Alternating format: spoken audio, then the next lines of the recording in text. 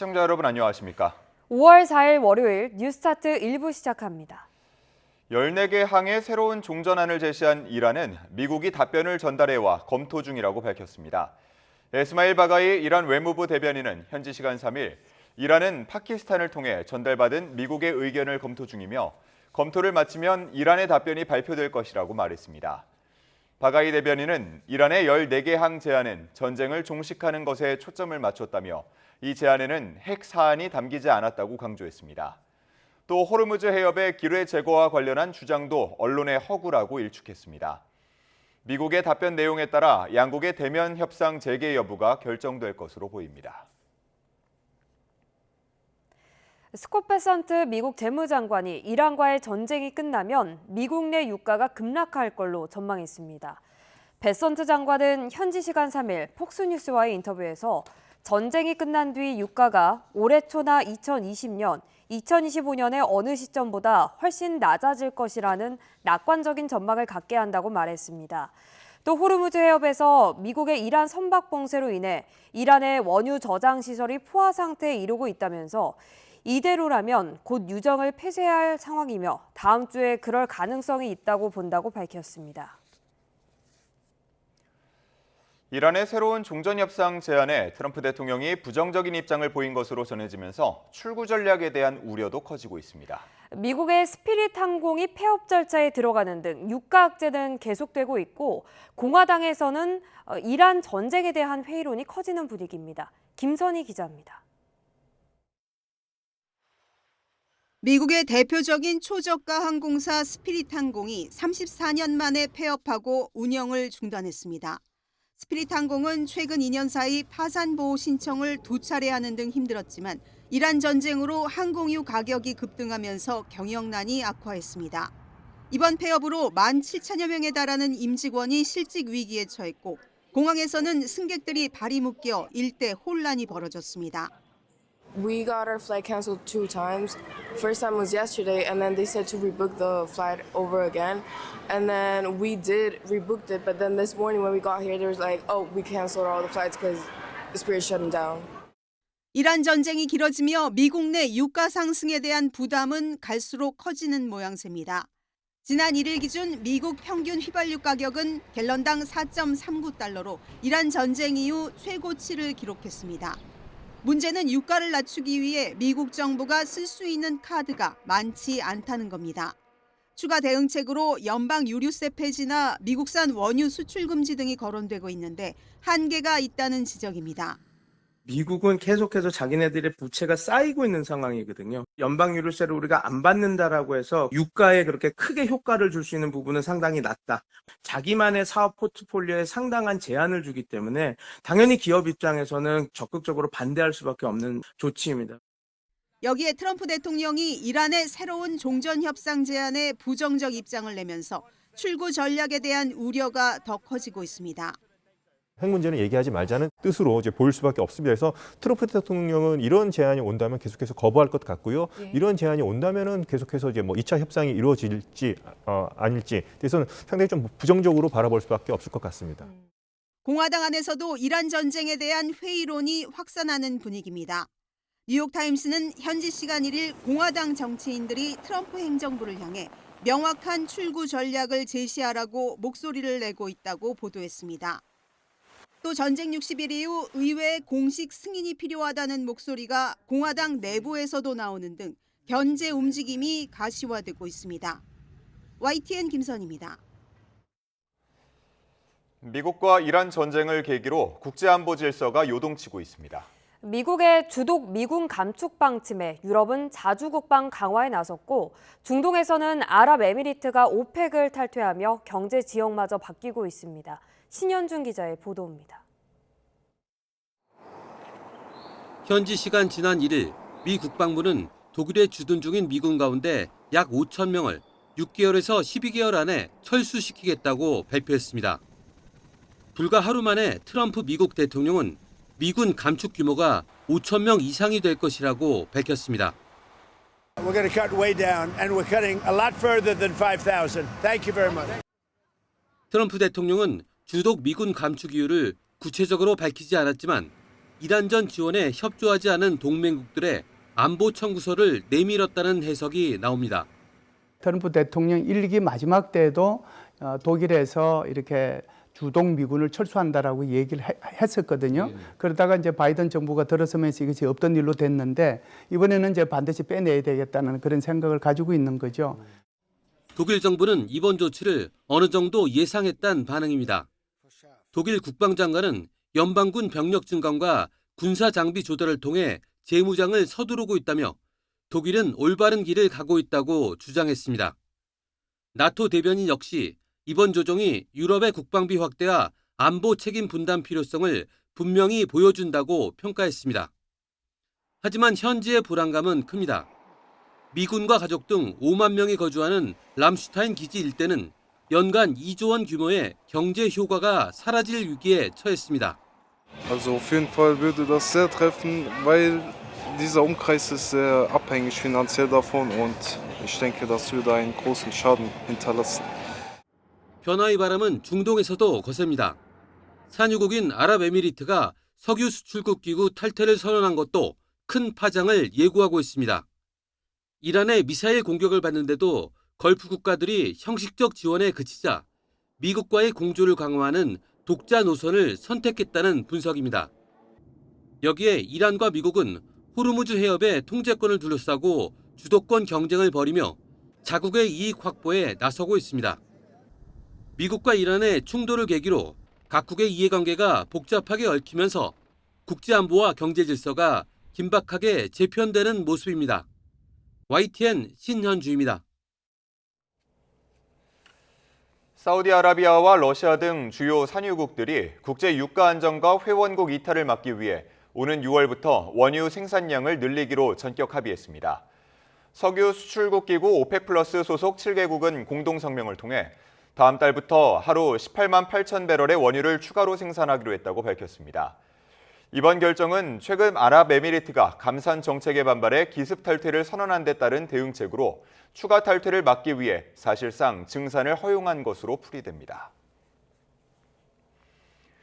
일본은 호르무즈 해협이 막히면서 원유 수급에 어려움을 겪고 있지만 총리는 물론 장관까지 나서 동남아시아에 적극 손을 내밀고 있습니다.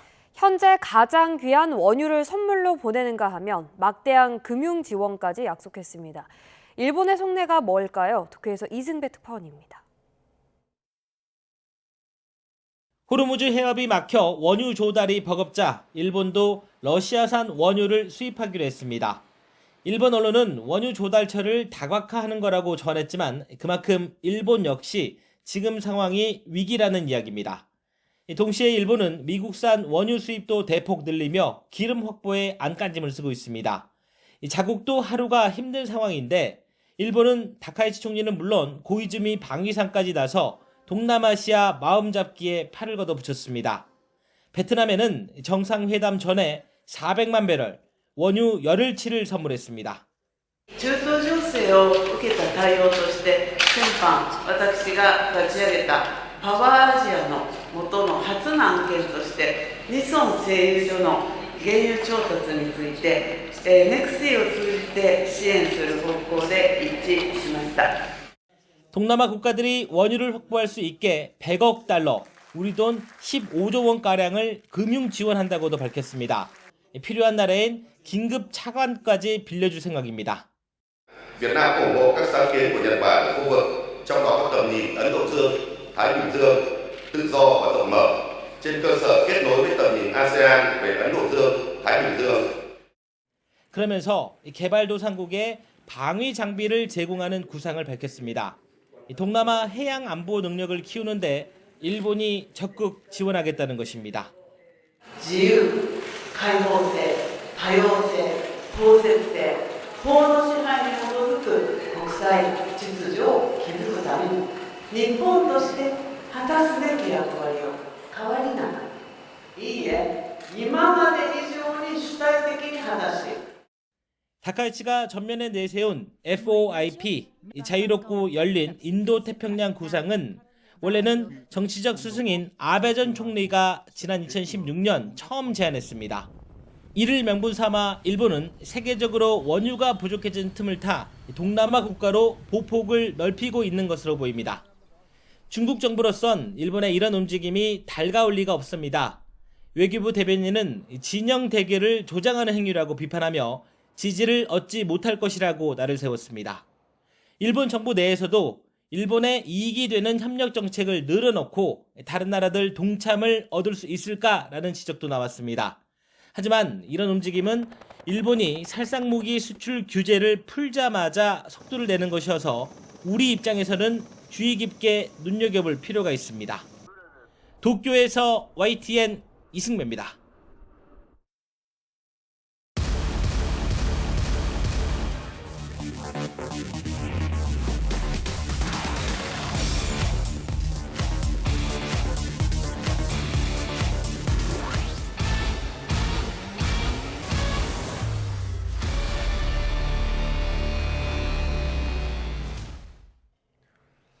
이란 전쟁으로 빚어진 나프타 대란의 건설 자재 수급에도 빨간불이 켜진 지 오래입니다.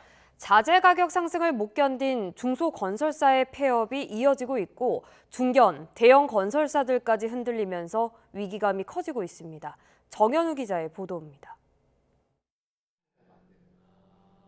벽이나 유리 등에 붙이는 시트지 제조업체가 상품을 놓아두는 창고입니다. 건설 현장 등에서 주문이 들어오면 언제든 납품할 수 있게 원래 재고를 꽉 채워둬야 하지만 곳곳에 빈 공간이 보입니다. 여름철 수요가 집중되는 시트지 제품을 중심으로 이렇게 재고가 동나고 있는 모습입니다. 업체가 취급하는 제품 130여 개 가운데 30%가 저렇게 재고가 없어진 상태입니다. 이란 전쟁 이후로 제품 생산이 제대로 안 되고 있기 때문입니다. 시트지에는 필수 재료로 PVC가 들어가는데 PVC는 에틸렌으로 만들어집니다. 이 에틸렌의 주원료인 나프타가 수급난이 빚어진 탓에 PVC 역시 구하기가 힘든 상황이 됐습니다. 공급이 부족해진 PVC 가격이 오르면서 생산 단가도 높아진 만큼 시트지 업체들도 판매 단가를 올릴 수밖에 없습니다. 시트지 업계에서도 지금 가격이 3월 달에 인상이 됐고 4월 달에 또 인상이 됐고 5월 달에 계속적으로 인상이 된다는 거는 그만큼 수급이 불안하기 때문에 가격이 인상이 되는 거라. 이러한 마감재 외에도 도로 포장에 쓰이는 아스콘, 레미콘, 혼화재도 수급 불안으로 각각 30% 가격이 오르면서 건설업계엔 위기감이 커지고 있습니다.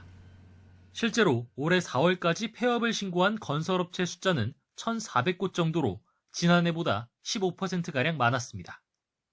중견 건설업체 중에서도 유탑건설은 회생 절차 폐지로 파산 절차를 밟게 됐고 대형 건설사인 롯데건설도 장기 근속자 등을 대상으로 희망퇴직을 받으며 인력구조 재편에 나서기도 했습니다. 이런 상황이 계속된다면 이달 중 아예 전체 공정이 멈추는 건설 현장이 나올 수도 있다는 위기감이 감지됩니다. 심지어 이란 전쟁이 일단락된다 해도 이미 올라버린 공사비는 그대로 굳어질 것이란 예측이 지배적입니다.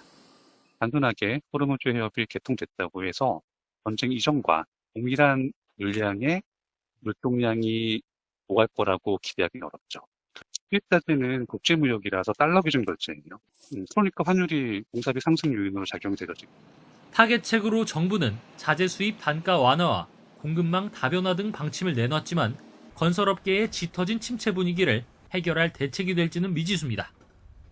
YTN 정현우입니다. 지난 1분기 반도체를 제외한 제조업 생산 증가는 0.2%에 그친 것으로 나타났습니다. 주식시장의 영향으로 금융보험업은 큰 폭으로 증가했지만 숙박, 음식점업은 6분기 만에 최대폭으로 줄었습니다. 1분기 깜짝 성장 속에서도 이른바 K자형을 그리는 산업 간 양극화는 여전하다는 지적입니다. 보도에 오인석 기자입니다. 현대경제연구원은 반도체 수출 호조에 힘입어 올해 우리 경제가 2.7% 성장할 것으로 전망했습니다. 성장률 전망치를 0.8%포인트나 대폭 높였습니다. 반도체는 경제 성장의 1등 공신이 되고 있습니다.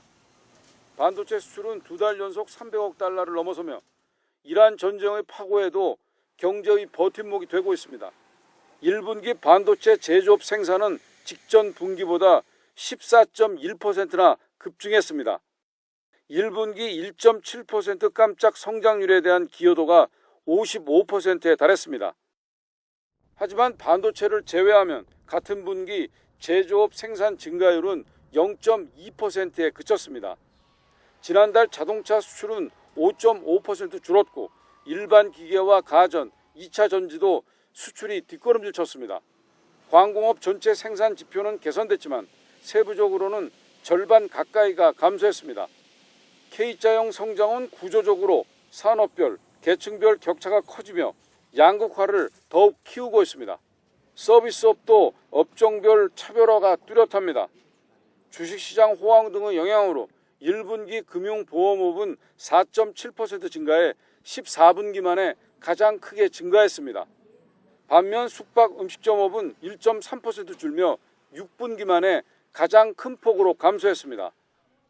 예술, 스포츠, 여가 관련 서비스업도 지난 1분기 3.2% 줄었습니다.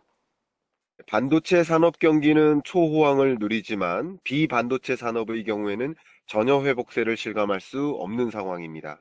또 반도체 산업에 근로하는 근로자들의 임금 수준은 굉장히 높다 할 수 있겠지만 비반도체 산업의 근로자들의 임금은 계속 실질 임금이 감소하고 있는 상황이라고 볼 수 있겠습니다.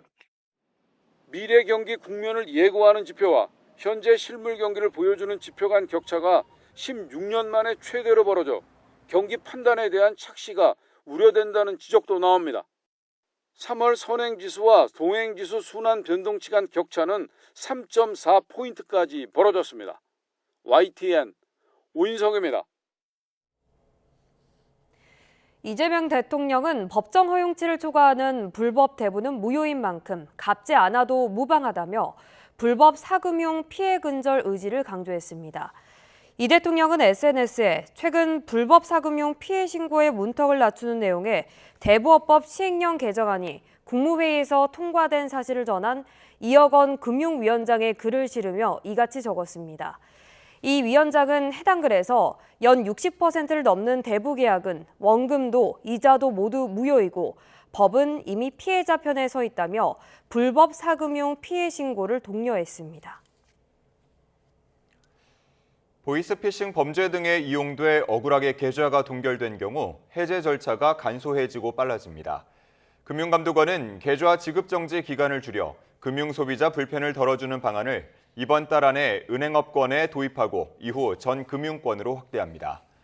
금감원은 지급 정지된 계좌 명의인이 충분한 소명 자료와 함께 이의제기 신청서를 제출하면 5영업일 이내에 심사 결과를 통보하겠다고 밝혔습니다.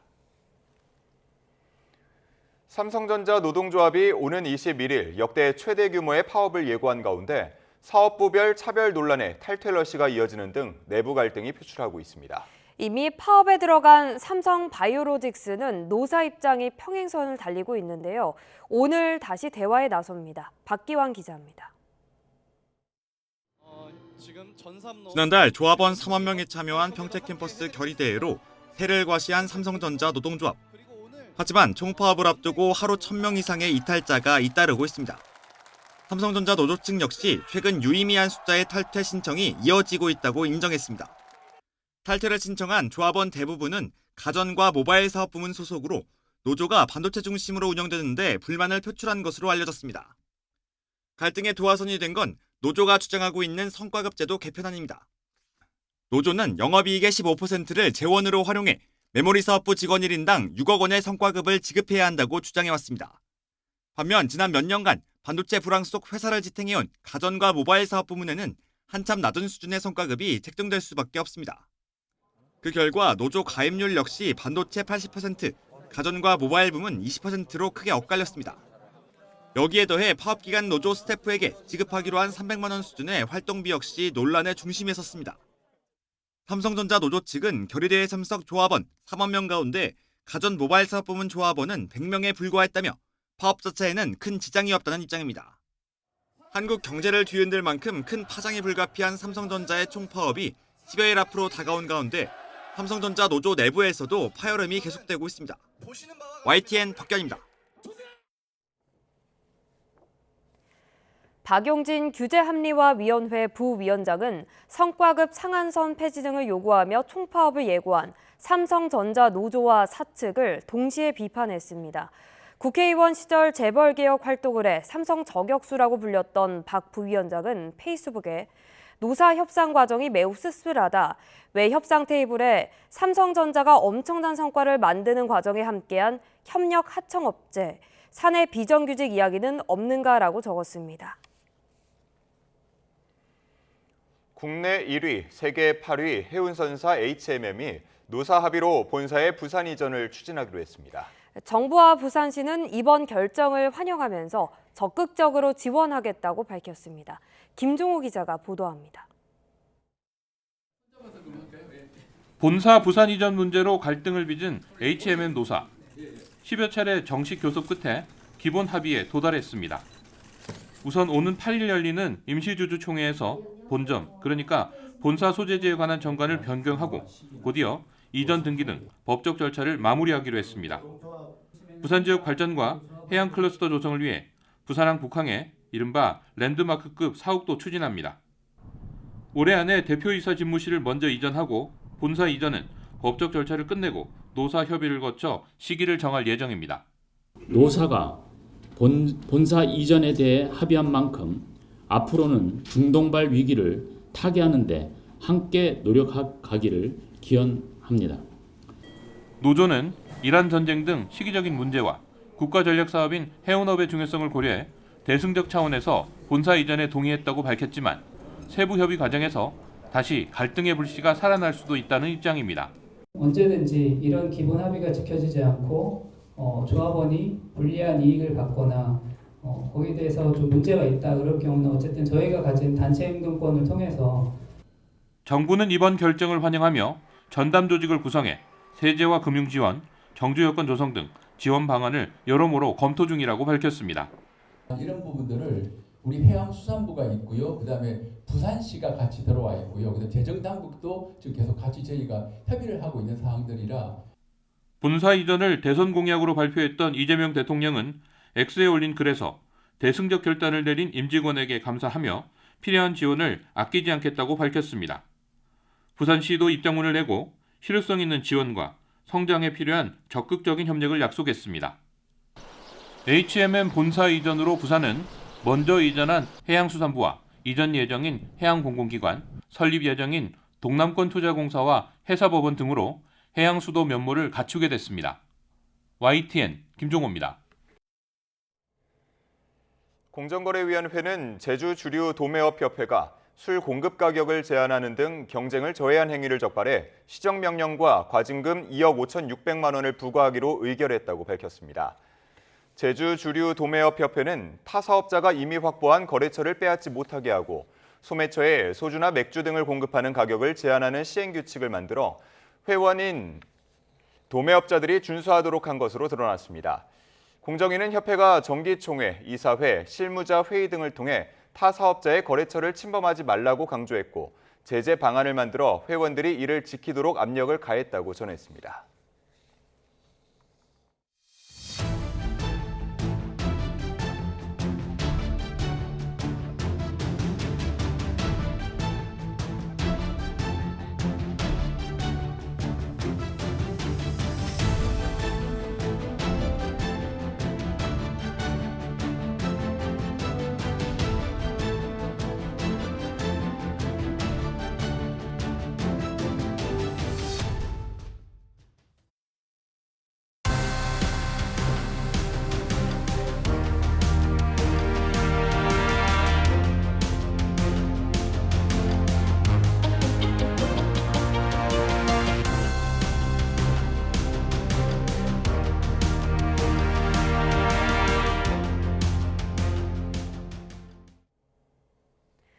풀뿌리 민주주의의 상징인 전국동시 지방선거가 오늘로 꼭 한 달 앞으로 다가왔습니다. 16개 광역단체장을 뽑는 이번 선거는 지난해 6월 출범한 이재명 정부에서 치르는 전국 단위 첫 선거로 민주당이 총선 압승과 대선 승리에 이어서 지방 권력까지 거머쥘지 관심입니다.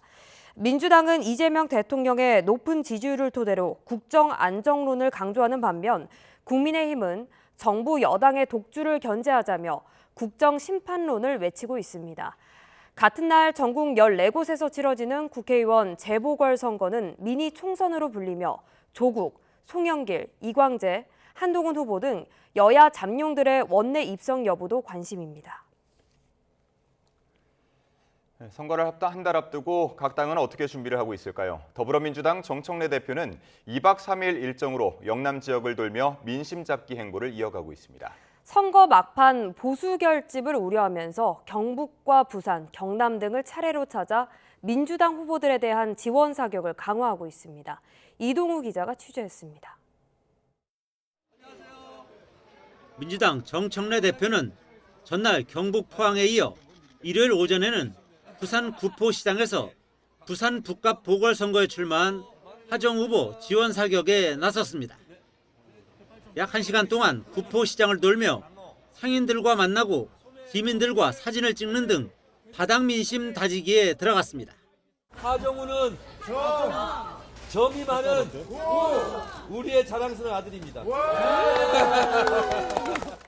정 대표의 즉석 삼행시에 박수가 터져나왔고 하 후보는 부산 북구 발전을 위해 최선을 다하겠다고 다짐했습니다. 북구 발전 그리고 부산 발전을 위해서 정말 열심히 당대표께서 죽도록 뛰라고 말씀하셨는데 죽도록을 넘어서서 몸이 사라질 정도로 열심히 뛰겠습니다.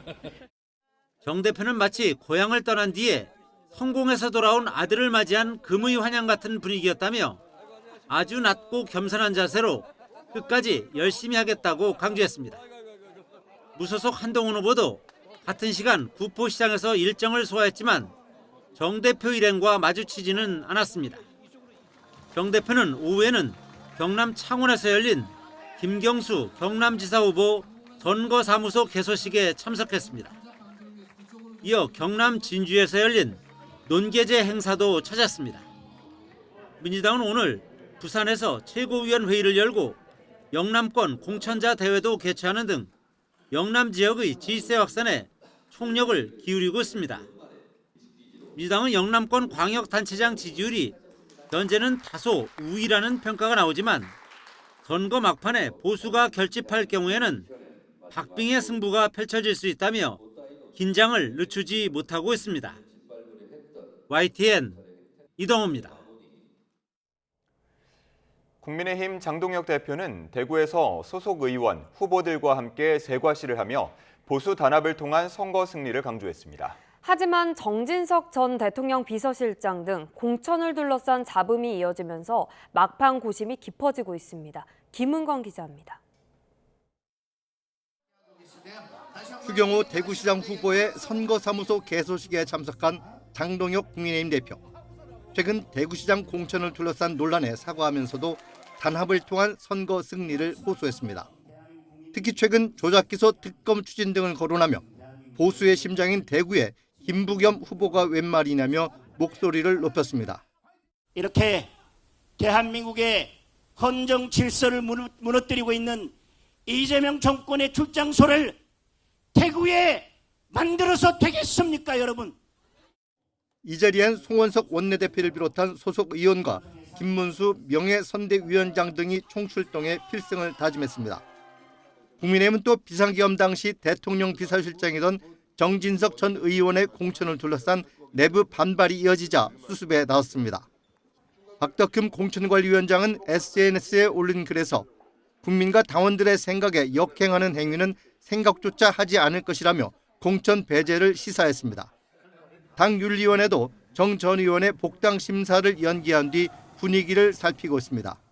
후보로 될 수 있는 길을 열어드려야 되는 부분이 있어서 그런 부분이 있을지 여부에 대한 판단을 의뢰해서 하는 부분이고요. 앞서 김태흠 충남지사 후보는 정 전 의원을 공천할 경우 탈당 후 무소속 출마도 불사하겠다며 강력히 반발했습니다. 조은희 의원도 윤 어게인 공천은 재고해야 한다고 주장하고 나서는 등 막판 진통이 이어지고 있습니다. YTN 김은걸입니다.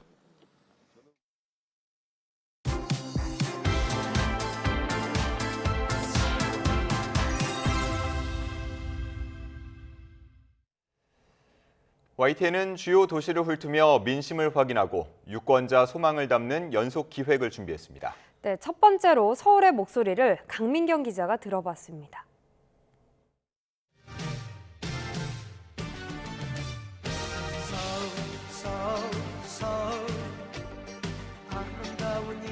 세계 10위권 글로벌 도시, 대한민국의 수도 서울.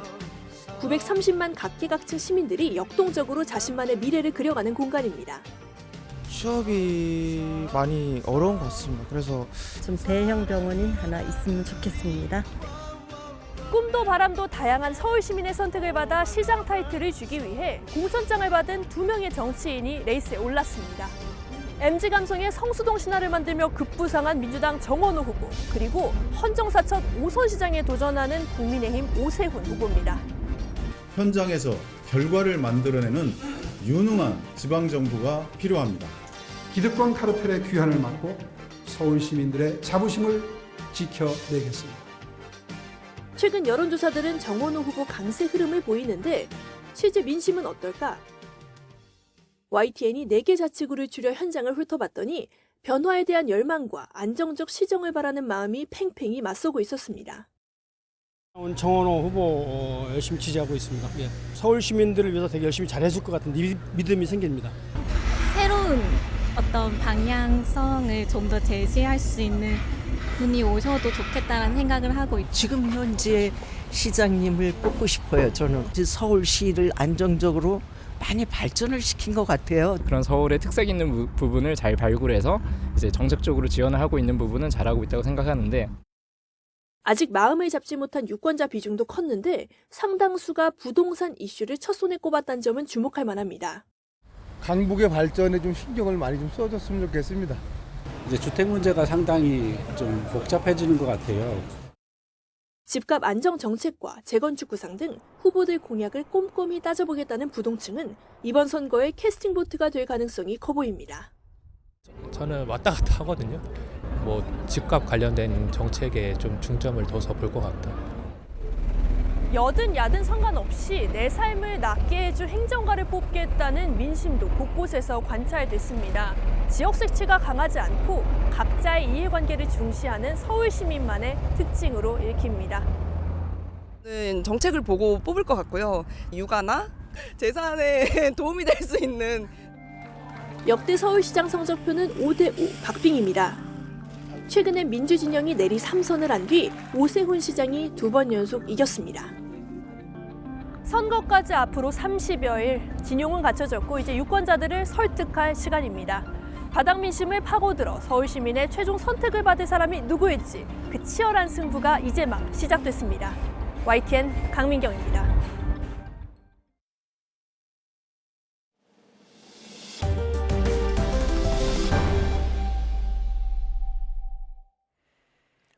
이어서 주요 사건 사고 소식입니다.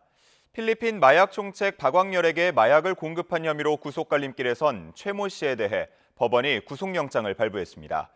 경찰은 최 씨가 박광렬에게 실제로 마약을 건넸는지 등 사실관계 규명에 수사력을 모으고 있습니다. 양일혁 기자가 보도합니다.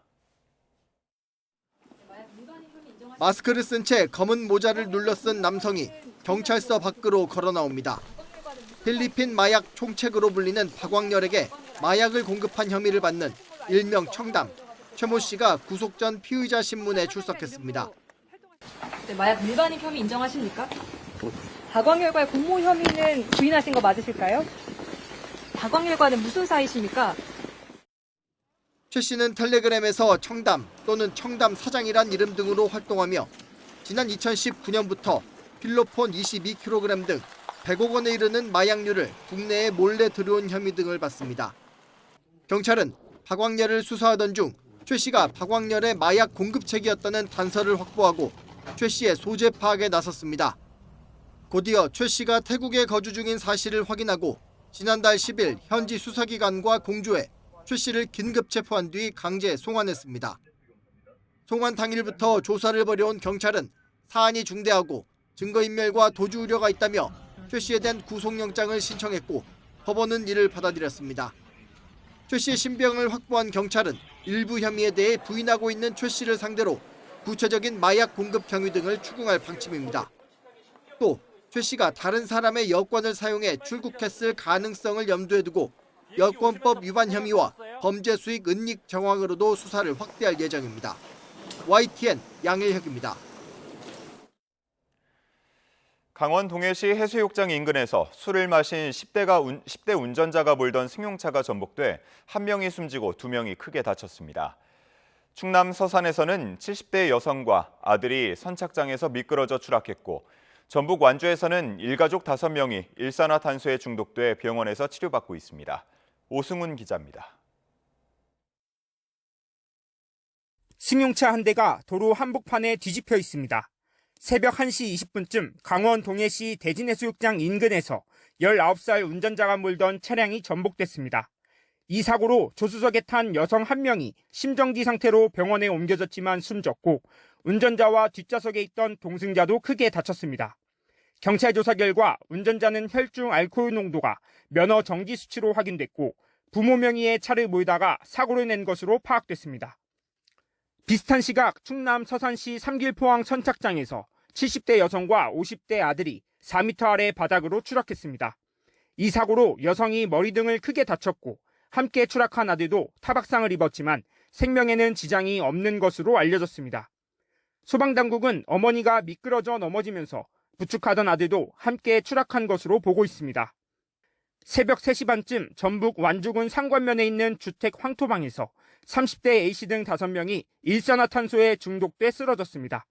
이 사고로 A씨가 의식이 희미해진 채 발견됐다가 현재 회복 중인 것으로 알려졌고, 일가족 4명은 어지럼증과 두통 등을 호소한 것으로 전해졌습니다. 경찰은 이들이 아궁이에 불을 뗀 뒤 잠들었다가 일산화탄소에 중독된 것으로 보고 있습니다. 새벽 6시쯤 경기 포천시 군내면에 있는 캠핑용품 제조공장에서 불이 나 6시간 20분 만에 꺼졌습니다. 불이 나자 공장 기숙사에 있던 직원 2명이 스스로 대피해 다친 사람은 없었고, 공장 3개 동 가운데 2개 동이 모두 불에 탔습니다. 소방당국은 공장 내부 벽면에서 불이 시작된 것으로 보고 화재 원인을 조사하고 있습니다. YTN 오승훈입니다. 이혼한 뒤 짐을 정리하러 온 전처를 살해한 60대 남성이 자수를 한 뒤 투신해 경찰이 수사에 나섰습니다. 울산 북부경찰서는 어제 오전 11시 50분쯤 아내를 죽였다는 60대 A씨의 신고를 접수했습니다. 신고를 받고 출동한 경찰과 소방당국은 아파트 거실에서 흉기에 찔려 쓰러진 B씨를 발견하고 병원으로 옮겼지만 끝내 숨졌습니다. A씨는 신고 2분 뒤 아파트에서 투신해서 숨진 상태였습니다. 의정부 지방법원 남양주지원은 오늘 오전 10시 반 고 김창민 감독을 집단 폭행에 숨지게 한 혐의 등을 받는 피의자 A씨 등 2명에 대한 구속 전 피의자 신문을 엽니다. 이들은 지난해 10월 경기 구리시에 있는 식당에서 발달 장애인 아들과 식사하던 김 감독과 소음 문제로 다투던 중 집단 폭행을 가해 고인을 숨지게 한 혐의를 받습니다. 앞서 법원은 경찰이 신청한 영장을 2차례 기각했는데, 전담 수사팀을 꾸리고 이들에 대한 보안 수사를 벌인 검찰은 지난달 28일 구속영장을 청구했습니다. 오늘 신문에는 김 감독의 유족도 법정에 출석해 의견을 진술할 예정입니다. 변사 현장에서 숨진 사람의 금목걸이를 훔친 행위가 절도에 해당한다는 법원의 판단이 나왔습니다. 인천지방법원은 변사 현장에서 숨진 남성이 착용한 2천만 원 상당의 금목걸이를 가로챈 혐의로 재판에 넘겨진 인천경찰청 소속 검시조사관 A씨에 대해서 벌금 1,000만 원을 선고했습니다. 재판부는 금목걸이가 있던 장소가 경찰의 엄격한 통제와 관리가 이뤄지던 변사 사건 현장이었다는 점을 강조하면서 유죄로 판단했습니다.